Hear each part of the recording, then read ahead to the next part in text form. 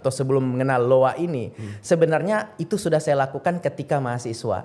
Jadi di dalam dompet saya itu saya tulis secari kertas 500 juta di tahun 2007 saat itu. Jadi ketika mau masuk warteg, yang pertama kali saya lihat di dalam dompet saya itu 500 juta tulisan ya di kertas. Bentuk tulisan berarti ya? Iya, bentuk tulisan di dalam kertas. Jadi ketika saya masuk warteg itu yang pertama kali saya lihat. Walaupun nanti bayarnya 10.000 nasi telur gitu ya.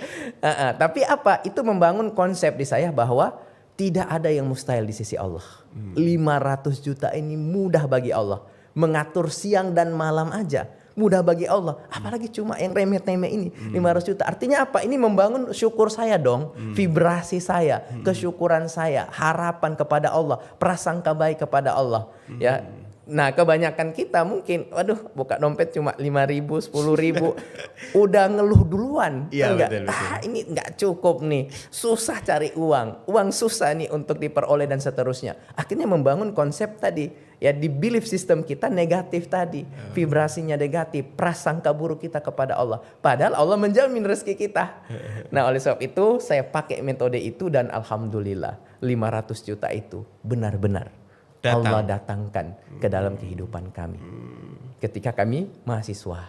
Oke. Itu masih mahasiswa ya? Ya, alhamdulillah. Betul. Masya Allah, tabarakallah. Masya Allah. Ya. Itu apa jalan yang dibentukkan Allah untuk Mas Rudin bisa dapat 500 juta itu? Jadi salah satu jalannya adalah melalui, karena saya ini kan satu waktu mahasiswa itu kan jauh dari orang tua di Sulawesi. Dan bukan dari keluarga memang yang berada. Ya dari ekonomi saat itu, ekonomi lemah ya. Jadi kalau mau masuk itu dapat beasiswa harus ke kecamatan, kelurahan. Dulu itu buat tanda tangan gitu ya. Nah tapi apa satu konsep saya adalah karena memang saya banyak baca waktu di SMA itu karena buku-bukunya banyak. Itu saya banyak baca buku-buku self development yang banyak terjemahan.